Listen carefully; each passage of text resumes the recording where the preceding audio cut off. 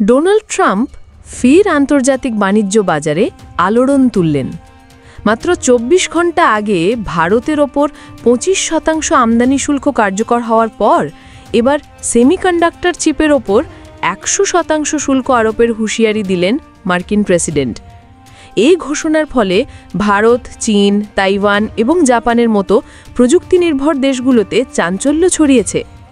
New হ্যাম্পশায়ারে এক নির্বাচনী জনসভায় ট্রাম্প বলেন, আমরা বাইরের দেশ থেকে সস্তা জিনিস এনে নিজেদের শিল্পকে ধ্বংস হতে দিতে পারি না। চিপ উৎপাদন হবে আমেরিকার মাটিতে। বাইরে থেকে কেউ চিপ আনলে তাকে ১০০% শুল্ক দিতে হবে। ট্রাম্পের এই বক্তব্য ইতোমধ্যেই মার্কিন এবং আন্তর্জাতিক সংবাদ মাধ্যমে ভাইরাল হয়েছে। ব্লুমবার্গ, রয়টার্স, সিএনবিসি এবং ওয়াল স্ট্রিট জার্নাল এই ঘোষণার সত্যতা নিশ্চিত করেছে।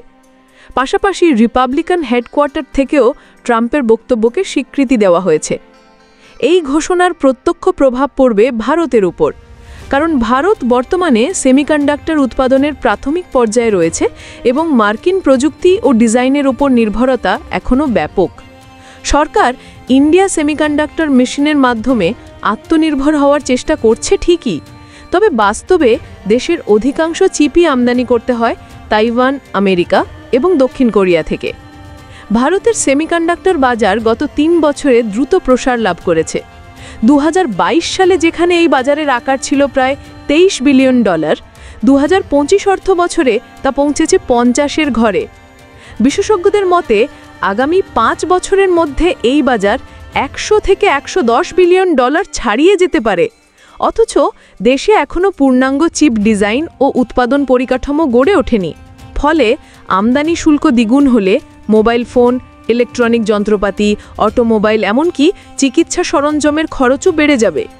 উল্লেখ্য, এর আগে রাশিয়া থেকে তেল কেনার কারণে ভারতকে শাস্তি দিতে ট্রাম্প প্রশাসনের পক্ষ থেকে ২৫% অতিরিক্ত শুল্ক আরোপ করা হয়েছিল। এবার তার পরপরই আরও বড় শুল্ক চাপের হুমকি ভারতীয় বাজারকে নতুন করে সংকটের মুখে ফেলেছে। বিশেষজ্ঞদের মতে মার্কিন অভ্যন্তরীণ রাজনীতিতে অর্থনৈতিক জাতীয়তাবাদের প্রচার ট্রাম্পের অন্যতম প্রধান কৌশল।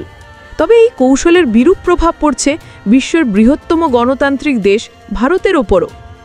বর্তমানে গুজরাট, কর্ণাটক এবং তামিলনাড়ুতে একাধিক সেমিকন্ডাক্টর কারখানা স্থাপনের কাজ চলছে। টাটা, মাইক্রন, ফক্সকন এবং অ্যাম্প্যাকের মতো প্রতিষ্ঠানগুলো কেন্দ্র সরকারের বিশেষ প্রণোদনার আওতায় উৎপাদন শুরু করতে যাচ্ছে। তবে ট্রাম্পের শুল্ক নীতি যদি এর আগেই কার্যকর হয়, তাহলে ভারতীয় সেমিকন্ডাক্টর শিল্পের সূচনাতেই এক বিশাল ধাক্কা লাগতে পারে। ASBD24 সত্য প্রকাশে অপসীম। চ্যানেলটি সাবস্ক্রাইব করুন।